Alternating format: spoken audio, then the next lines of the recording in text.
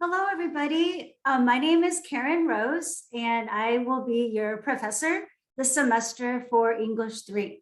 So like I said in my announcement, I really wish that we were on campus. It would be a lot more fun, right, if we were all in a room together, but we're not. So we're going to make the best of this and hopefully have a great semester. So I'm just making this quick video to introduce myself, to say a little bit about the class, and then also show you how to find things on our Canvas page. So our class, right, like I said, is argumentative and critical writing. And I know that many of you are probably only taking this class because you have to. I understand that this is a requirement, right? It satisfies the critical thinking requirement that many of you need. But also, right, the great thing about this class is that you're going to learn things that you can actually use throughout your daily lives, because we're going to be focusing on strategies of argument, right? How to create a compelling and persuasive argument. So the word argument, I think a lot of times we have a negative association with it, right? We think of like a fight or a quarrel, but right within the context of this class, right, the word argument means finding through a process of rational inquiry the best solution to a problem or issue. Okay, now this semester we are going to be focusing on some very, very controversial issues, right? If you looked at the syllabus, you probably read the names of the articles that we're reading, and you could see, right, that we're going to be reading and discussing topics like mask mandates, defunding the police, transgender children, critical race theory, so, very timely, controversial issues that I'm hoping, right, you will have an opinion on, right? And that's kind of the fun of this class too. We're going to be sharing our thoughts and opinions on these arguments. Now, I did my best to choose, right, for each of these issues, an argument that is on the quote unquote liberal side, and also an argument that is on the quote unquote conservative side, right? So that we get to read both perspectives and evaluate those arguments. Okay, so we'll be spending a lot of time doing that. I also wanted to quickly show you, right, the books. So you don't have to buy the textbook, right? But this is what it looks like if you, do want to get it. You can probably find used copies online, right? This book is kind of older, actually. And I was very lucky one year. One of my students said, hey, I found a copy of this online, a PDF. And I was like, yay, right? So I've been using that copy. And so, I did link it to the Canvas page. I know that when you first open the file and download it, it does take quite some time because, it's a book, right? It's a full book, but it's, certainly nice to have that for free, right? If you are interested in actually buying a paper copy, I can give you the ISBN number so that it's easier to find, or you could just, go on Amazon or, look up around online, with the book's information, which I did give you on the syllabus. Now, this is a pretty cool book. I've been using it for years, right? So the first part of the book you'll see are chapters, right, that talk about these strategies for argument. And I won't be assigning all the chapters, right, but we will read many of them. The second part of the book are articles, right, on controversial issues, but they're kind of dated. So that's why instead of us reading these like dated arguments, I, spent some time looking online for more relevant, timely issues, right, that I just mentioned. And then the other book that we'll be reading this semester is the novel. I'm so excited. It's called Never Let Me Go, and it's by Kazuo Ishiguro. It was also made into a movie, right? You could probably find it online. Don't watch the movie, right? I mean, you can't watch the movie. Actually, one of the paper topics allows you to compare the film with the book. But I say don't watch the movie now because, the fun is reading the book first, right? Read the book first, then you can watch the movie later. The movie does actually change things within the book. So if you just watch the movie, you're not really going to get the essence, right, of the novel. And, this is a great novel. Kazuo Ishiguro won the Nobel Prize in Literature. So he's a very acclaimed, highly regarded writer. And I think the reason why I love this book so much is because it not only captures my imagination and that it's kind of like a love story, but it also, right, it kind of gets to my brain as well, because there's this ethical dilemma that the novel portrays and really gets us thinking, right? And I don't want to give away what that is. And also, I do want to say, don't go online and read a plot summary of the book. I understand there's Cliff Notes and Spark Notes and all those kinds of websites, right, where you could just read a plot summary. But don't do that, because that will kind of ruin the fun of reading the book and really trying to figure out this mystery, because there is a mystery, element to this story as well. So we'll be reading this, and you'll be writing one paper about this book. So, right, I did also give like a heads up. There's 3 papers for this class. The first paper is called A Classic Argument, and you'll be choosing your own controversial issue that you want to focus on. The second paper will be about this novel, Never Let Me Go. And I have, I think, 8 or 10 essay topics for you to choose from. And then the last essay, the proposal argument, right, that's due the last day of class, so at the very end of the semester. Also, you can choose the issue that you want to focus on, right? So you can't use the same issue for essay 1 as you do for essay 3. Okay, so keep that in mind. So for 2 of the essays, you will be choosing your own issue. Right, anything you want, right? Well, within reason, right. But you are also allowed, right, to write about any of the issues that we read about for class. So, for example, when we are talking about critical race theory, let's say you're really interested in that, you could certainly write your paper, one of your papers on that, right? Or mask mandates, or defunding the police, right? Those topics are all available to you. Okay, so I'm trying to keep this video brief. So I'm going to just really quickly share my screen so that I can show you the Canvas page really quick. So let me just go to my dashboard.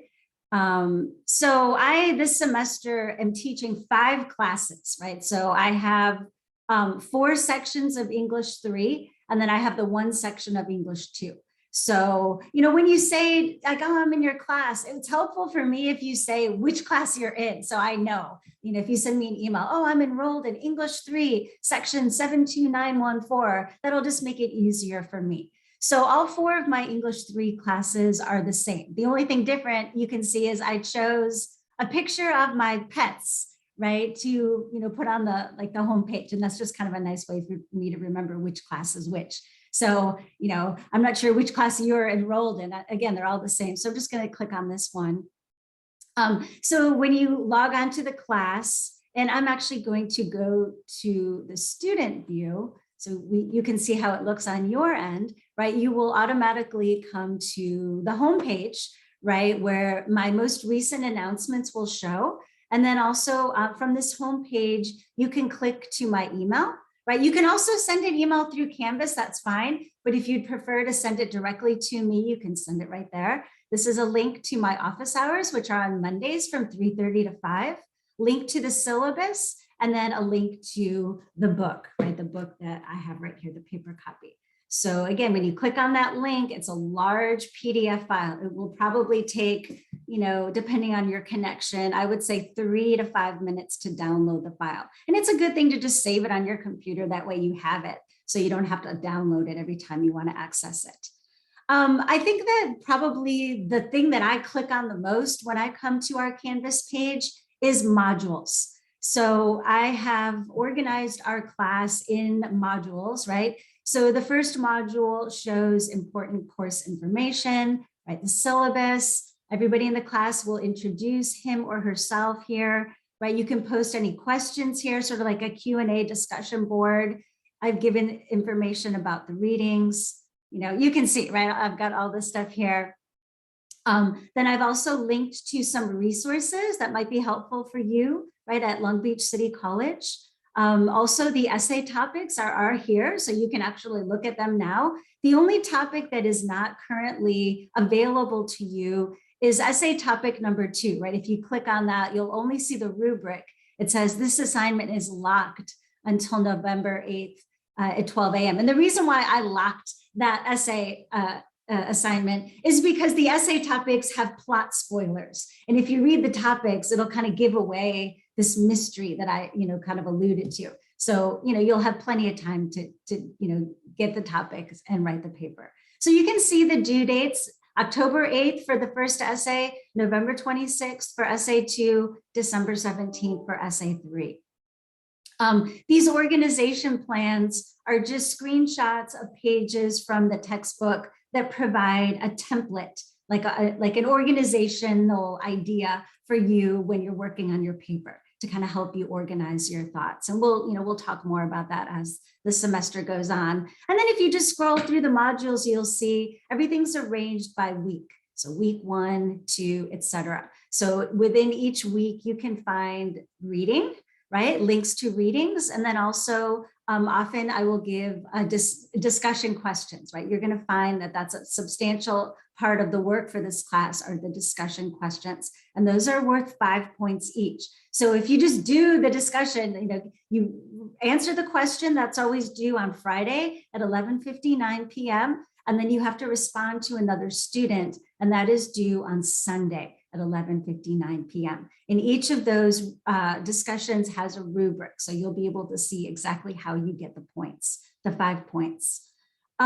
So then for each of the chapters, right, in addition to you reading the chapter in the book, I've also typed up sort of like lecture notes, kind of like if we were in class, these are the things that I would be talking about in class. So you can think of these chapter notes as kind of like a summary of the important parts of the chapter. So for each of these articles, I'm just going to click on this first one, right? I've given you a link to the article, right? So this article came from the New York Times. It was published on August 10th. So you can click there to go directly to the New York Times. You can see that I just clicked on it and now I'm on the New York Times, right? This is the article. And most of these articles, they're not really very long at all. I mean, if you printed it out, it's probably like 3 pages, maybe 2 pages actually. So kind of short. And then you'll see that I also give a PDF of the article. If for some reason the link doesn't work, right? I did note that websites like the New York Times, for example, they only allow you to click on 3 to 5 articles for free per month. So, I'm not really going to have you read more than that per month, but if you start like clicking around on the website, because sometimes we see things that are interesting, we want to keep reading, that you might use up all of your free articles. That's why I also will give a PDF, right? So you can access it in either way. And then you will, for these, you'll see, right, I'll be asking you to write a response, right? 250 to 300 words that addresses the following. And so you can read through that. And then you just post your response there, okay? And that's what's worth 5 points each. Okay, so going back to modules, right? You can kind of scroll through and see how everything is set up by week. So that's a handy way to keep things organized. Also, I think that if you just want to quickly see what are the discussions, what are the quizzes, you can do that. And then assignments kind of lumps everything all together, right? So you can see it's all kind of like, I think it's sorted here by upcoming assignments, so sorted by the due date. Okay. Now I also will, at the beginning of each week, right, I will post an announcement. And when I post an announcement, that also comes to you as an email. And I will say, okay, class, this is what we're doing this week. Okay, for week 1, this is the first due date. This is what you need to read. And that's just kind of a nice way for me to remind you of what's going on in the class, what you need to keep up with. So you will get that every Monday morning. And then I'll also post an announcement, right, which comes as an email on Friday. So I will remind you of the Friday due dates just to kind of keep you on your toes, okay?